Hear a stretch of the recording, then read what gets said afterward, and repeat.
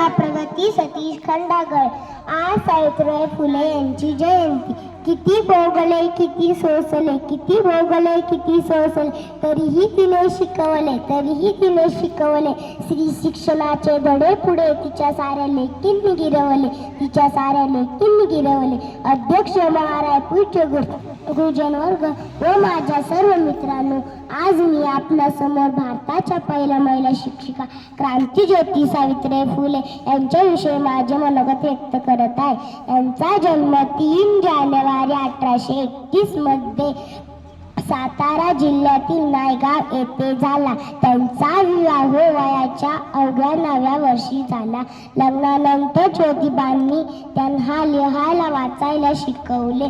महात्मा फुले व सावित्रीबाईंनी इसवी सन 1948 मध्ये पुण्यातील बुधवार पेठेत मुलींची पहिली शाळा काढली। मुलींना शाळेत शिकायला जाताना लोकांनी त्यांच्यावर दगडफेक केली, शेणही फेकून मारले, तरीही त्या गमल्या नाही।